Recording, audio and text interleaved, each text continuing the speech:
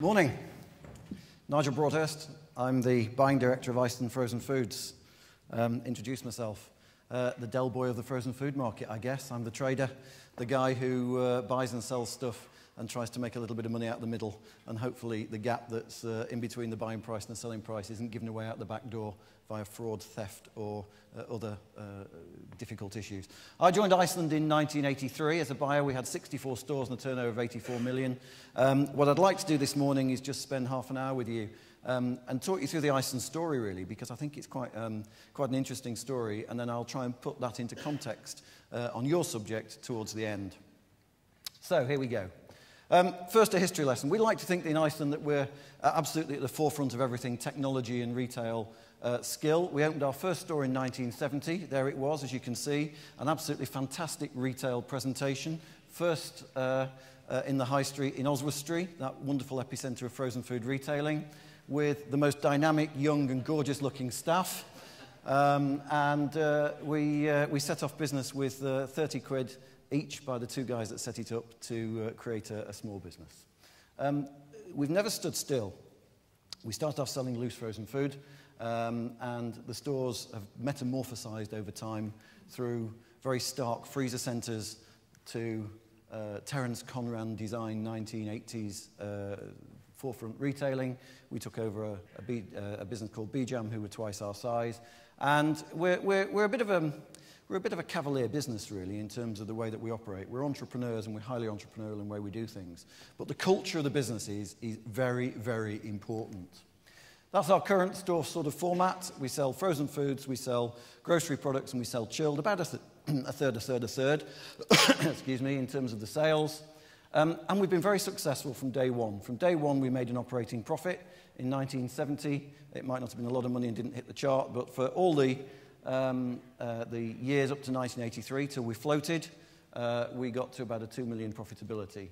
In 1983 we floated. We were 113 times oversubscribed, which was the highest oversubscription since Superdrug floated in 1964. Our chairman Malcolm will tell you that he got the price wrong and that the advisors from the banks are rip-off merchants and they should have priced it higher and it wouldn't have been so oversubscribed. We were just proud to get it away and get it done. The business was very successful, and in 2000 we had a 30-year record. 29 years of those were increased profitability. 14 years of them were as a private company, 16 years as a public company, and by that time we'd bought Booker and Woodward's as a wholesale frozen food business. And then we went into something called the Dark Ages. Now, I worried about putting this up in front of you guys, but I thought retail fraud, this sort of feels very appropriate, really. So I hope when you hear the story of what happened in the Dark Ages, you will appreciate that it's in context of your subject.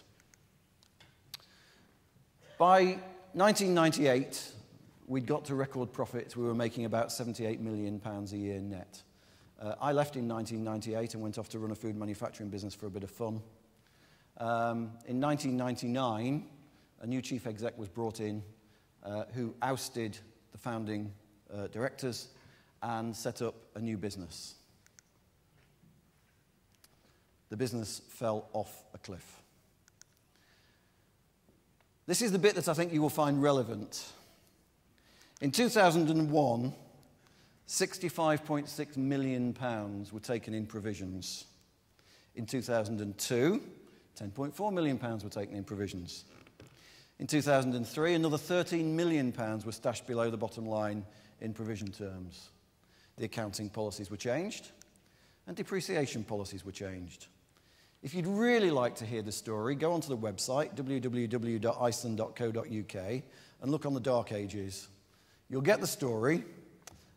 Nobody's sued us yet, and it's been there for about 6 years.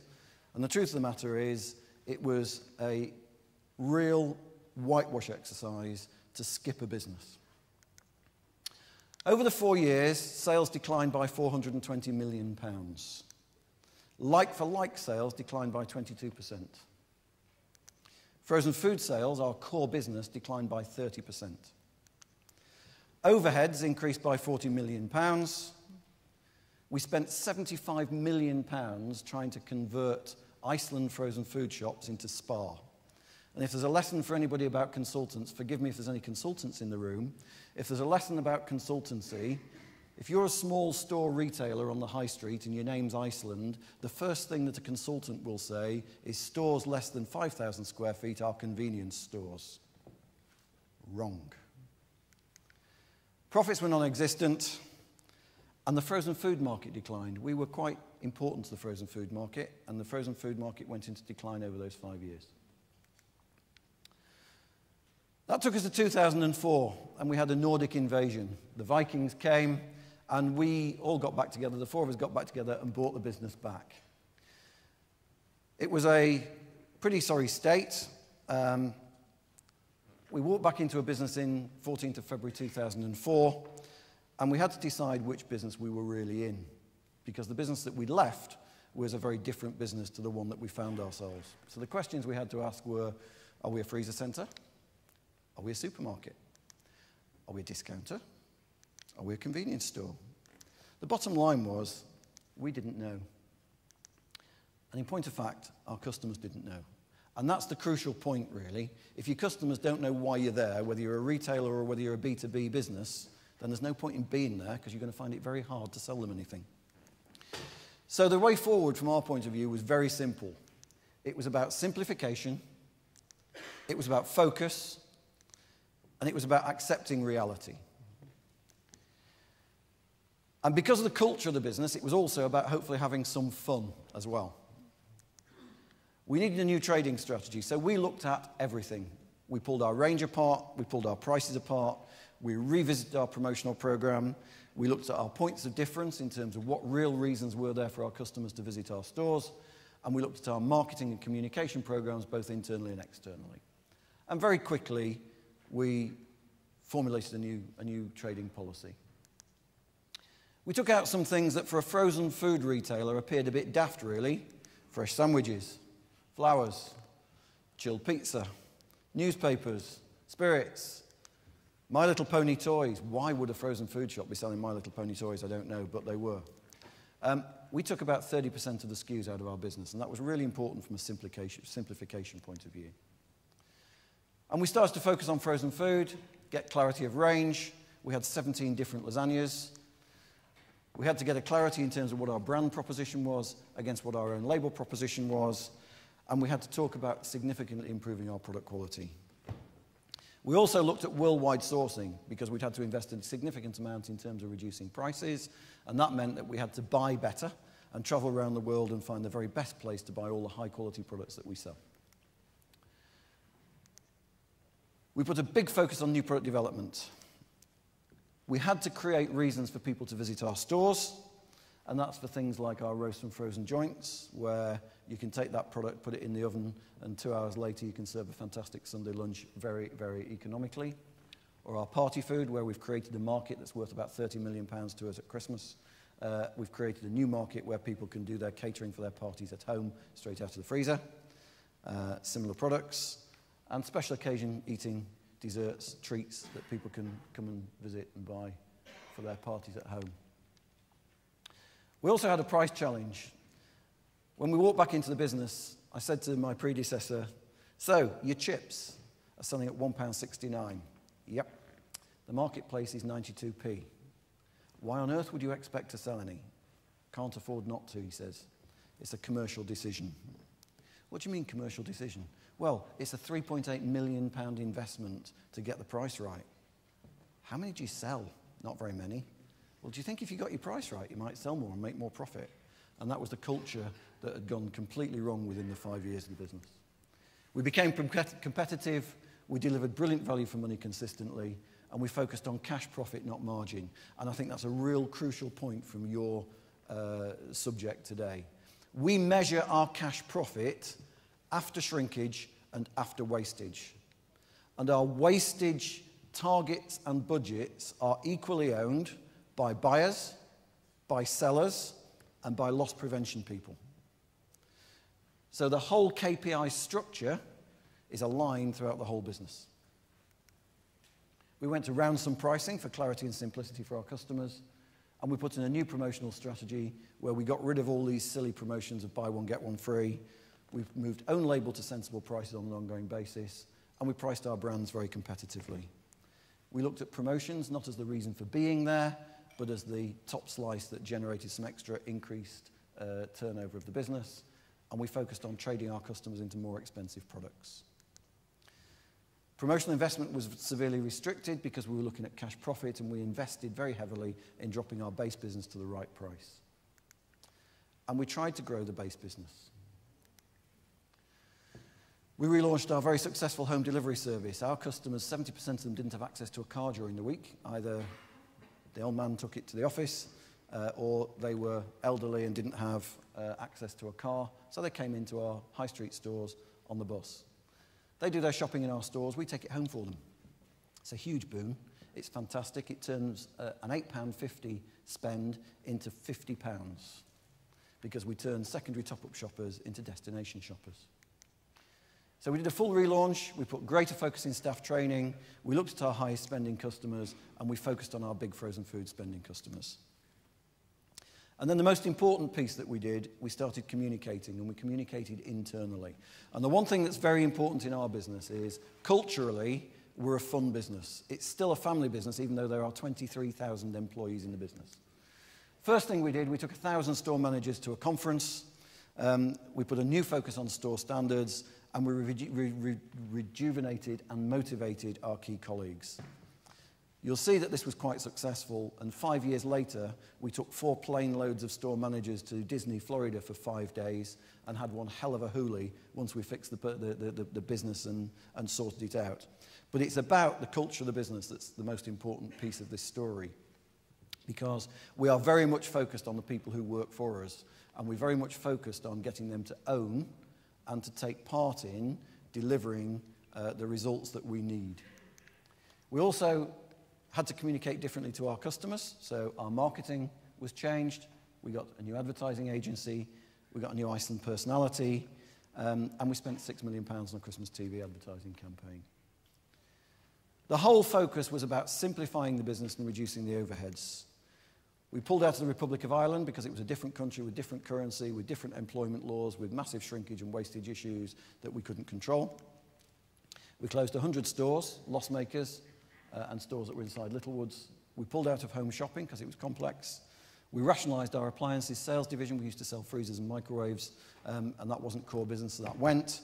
We dismantled the civil service. We reduced our head office count from 1,200 to 500. There were 52 people with the title of director in our business. Most of them spent the time writing reports for other people with the title of director. We closed our D-side depot and moved it to Warrington because we'd got very bad working practices in our D-side depot, and we refocused all our efforts on our customers. But then we decided that the most important thing to do was invest in our business. We put a refit and relay program to put the very best of stores on the ground in our operating environment. We put more area managers in the business to motivate the teams, to put controls in place, and to make sure we got the focus in terms of running the front end of our business properly. We revised our salary levels and paid the right salary for the job. We invested in home delivery and put more vans on the road and made it a great service. We spent a lot of time on training and development, particularly in areas of loss prevention and process and controls, to make sure people were well aware of what was expected of them. And we relaunched the business. It's a fairy tale story, really.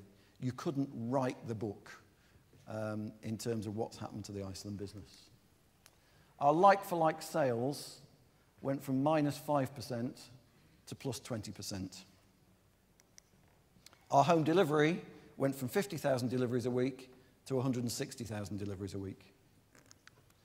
Our weekly sales went from £37 million a week to £67 million a week. And our EBIT, the all-important profit, from 22 million, we just finished our year and delivered £230 million worth of EBIT. We have a highly successful business. But what's really happened, within the first 12 months, we repaid our shareholders their investment in the first year. We've hit highest ever sales volumes. We've significantly grown our share of the marketplace. We've delivered strong cash flow. We've secured our position on the high street, and more importantly, 4 weeks ago, 4 of us managed to take control of the business and buy it back from the Nordic Viking banks, who own 77% of it. So 4 of us now have control of the business, and we're very much focused on delivering more of the same. So where are we now? We're a private company, clearly. We've got leading market position. We're very unique in terms of what we do. There aren't many freezer centre operators in the UK. We've got a stable market, and we've now got a defensible position. We've got reasonable operating margins and very strong cash flow conversion. And we are now, surprisingly, second in the pay scale to Tesco, ahead of John Lewis, ahead of Marks and Spencer's, ahead of Sainsbury's, ahead of Asda. And we've got a business which is on fire. The future, well, as far as we're concerned, it's more of the same. We've got to defend our position in the marketplace. We're up against the biggest retailers, food retailers in the world. Tesco is a cornered cat at the minute. You've probably all seen that they're fighting hard. Bad press about their first ever profits warning. That's not good news for us because they're going to come out fighting. Recession, we've decided not to participate in the recession.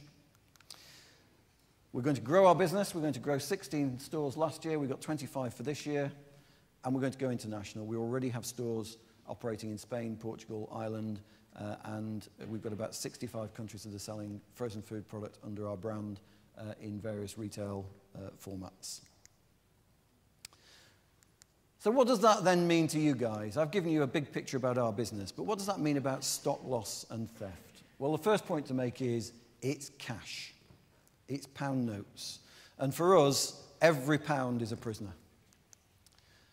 I think the key point to make from my point of view here is that everything in retailing is about a balance. There is no black and white answer, and there is no one solution to any issue. Let me give you a couple of examples. We had a big problem a few years ago on spirits, whiskey, gin, vodka. Frankly, they were getting nicked out of all our stores. We're in the high street. There are a load of scroats that come in and think that they can help themselves, and we've only got a small number of people in the stores, and we're obviously an easy picking target. So we decided that the right thing to do was to look at the stores that were listing those spirits and decide which stores should and which stores shouldn't sell spirits. So I go out with an area manager around Manchester, and I say to this guy, okay, so how are you doing on your wastage? He said, oh, brilliant. I'm top of the pile. Oh, good. What do you mean top of the pile? I'm the best area in the country for wastage. And I'm the best area in the country for shrinkage. Top man. So we have a day out. And at the end of the day, he says to me, so what do you think then? I've done really well, haven't I? I said, I'd fire you. He said, what do you mean? I said, there are different ways of running a business. You can either look globally at making cash, or you can manage KPIs. And what this guy had done is he'd seen shrinkage as a real problem, he'd seen wastage as a real problem, and he'd taken spirits out of every one of his stores, whether he could sell them or not. He hadn't looked at the big picture. He'd looked very much at what that KPI was. And it reminds me of a second story. Whilst I was out of Iceland, and I was in another retailer, I won't tell you who it was. And of course, every Monday morning, retailers sit down, they review their business, and they talk about what's happened the previous week. Board meeting on the Monday morning. The chairman says to the ops director, okay, we'll call him Fred. Okay, Fred, bad week for wastage last week. Yep.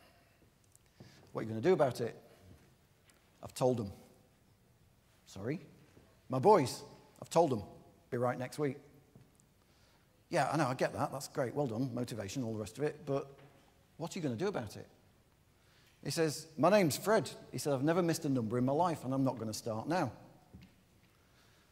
So the conversation went round and round and round in circles. And he got to a position whereby eventually the chairman was really pissed off. And he stood up and he thumped the table. He said, I just want a list of actions. He said, I'll stop all shrinkage. I'll shut your stores down tomorrow. We'll have no stores. We'll have no profit. We'll have no people. We'll have no jobs. But you'll have great shrinkage. And I think that's the most important thing that we have within our business, that there is always a balance between spending wages and customer service, between wastage and profitability, between sales and margin, between volume and selling price. Everything in retail is a value judgment. So what's our approach to stock loss then? Well, you've heard that we've got a strong business focus and that we've got a leading market position.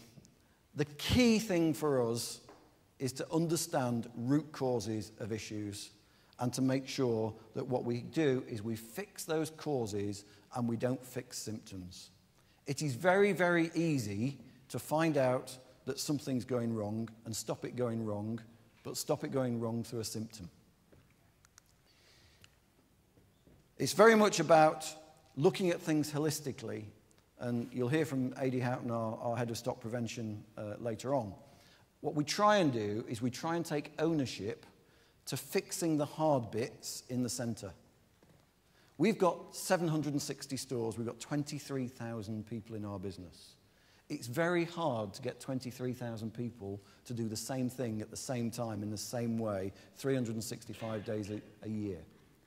So we try and make it very simple for the front end, take all the issues back in head office, and hardwire the difficult bits into the centre. The other thing that we do is we're very much into cross-functional working. I chair our wastage and shrinkage working group. It consists of retailers, stock replenishment managers, buyers, stock management people, and loss prevention people. All those guys have the very same set of KPIs. All those guys are measured on the same set of numbers. And all those guys meet once a month to talk about what the issues are and how they can fix them and how they can pull them together from the centre to make the store's life easier. And once we've made those decisions, we absolutely hardwire them into the business. I was talking to AD earlier. It's amazing how many people think that there's a magic wand that they can buy in terms of systems and processes, in terms of pieces of software, in terms of outside influence on the business. We look at it very much the other way. We look at it from the point of view of saying, what is the issue? How are we causing it? How can we fix it? How can we put it into the centre? And how can we make life very easy for stores so that they don't have to make 760 store decisions 365 days a year? There's a final piece in my jigsaw, and it's my personal challenge within our business to turn wastage and shrinkage into a planned investment, not into a sin. What do I mean? My retail area manager, who saw taking spirits out of his store as the right thing to do for the business because shrinkage was a sin, could have looked at it a very different way.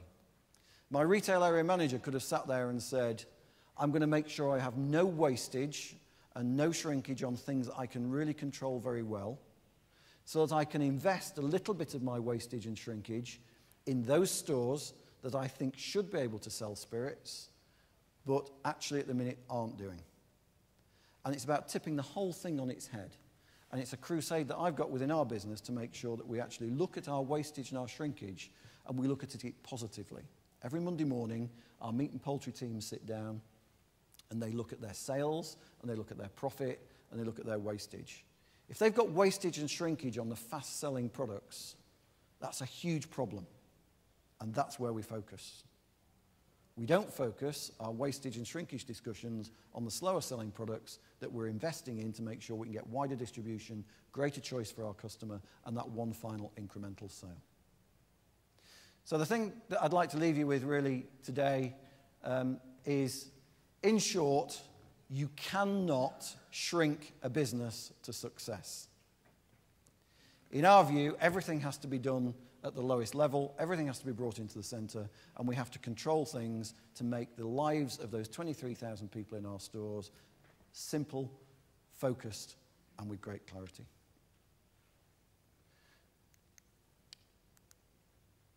I will happily take any questions if there are any.